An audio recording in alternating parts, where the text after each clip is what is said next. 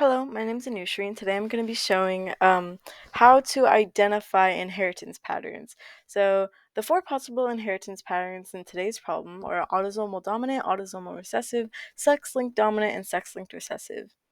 To have a little refresher, autosomal inheritance refers to when a trait is being inherited through generations with chromosomes that are not sex chromosomes. So they are not the XX or XY chromosomes, they're any of the other chromosome pairs. And sex linked inheritance is when they are inherited using those sex chromosomes. And the reason this is so important to identify in biology is because, well, females have two X chromosomes, while males have only one X chromosome and one Y.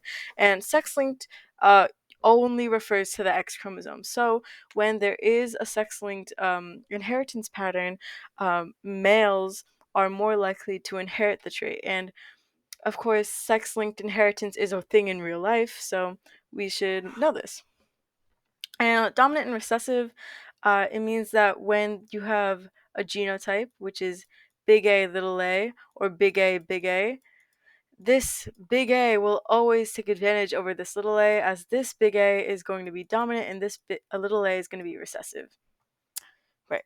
So, how do we find out if this pedigree shows what inheritance, right? So, this is a pedigree. It's basically a family tree that depicts multiple generations, and it shows that who in this family tree throughout the generations show the trait and who doesn't show this trait, right?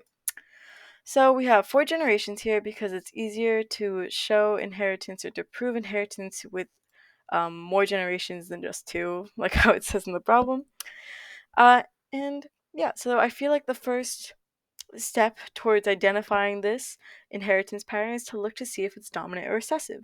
So we can look through the generations and see if the trait skips a generation. So we see four generations here. Say if the trait was exemplified in this generation, but not in this generation, and then it comes back in the third generation, that would be skipping a generation. However, that doesn't happen here, so we know that it's dominant. So in a different problem, if you see that it's like that the trait is present in like three individuals in the second generation, zero individuals in the third, and then back to one individual in the fourth, you know it's recessive. But here we see it's dominant. And next, I would like to show if it's sex linked or not. I usually prefer to see if it's sex linked before I see or before I prove it's autosomal, because sex linked is easier to disprove in pedigrees specifically. So I would like to start at the very first generation. So we can see this mother here. We know that she has the trait, and we know the trait's dominant, so we know she has at least one dominant allele here. And we're going to show these dominant or recessive alleles through the superscripts here, as we have the XX and XY. And we know that this male here has only one X chromosome and will be recessive, as he does not show the trait. He is not shaded in. And we don't know if the mother here has a second recessive or a dominant allele, so we can leave that blank right now. We can leave this entire column blank. So let's just continue with the Punnett square. We can see that at least 50% of the males and 50% of the females will have this trait, and that is true. We can see that this female, one out of two females have it, and one out of two males have it, which is 50% of each. We also see that because one of the females and one of the males don't have it, we know she can't be homozygous dominant. She must be heterozygous, and this matches. So you can kind of do some reverse methodology if you want to. If the question asks, like, maybe what is the genotype of this individual right here in the first generation, you can definitively say that she is heterozygous dominant for sex-linked inheritance. So let's continue with the second generation. So we're basically just trying to prove whether it is sex-linked dominant or autosomal dominant at this point, since we already identified if it's dominant. So we can just do that by like solving all of these Punnett squares, which is what I would like to do today.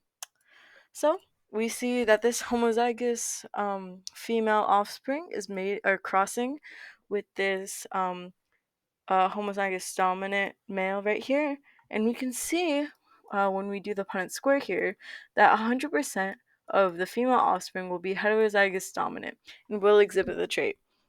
However, all of the male offspring, 100% of the male offspring, will be homozygous recessive and will not show the trait. And this matches up. So we see that 2 out of 2 of the males, or 100% of the males, are homozygous dominant and do not show the trait, and that 100% of the females have at least one dominant allele as they do show the trait.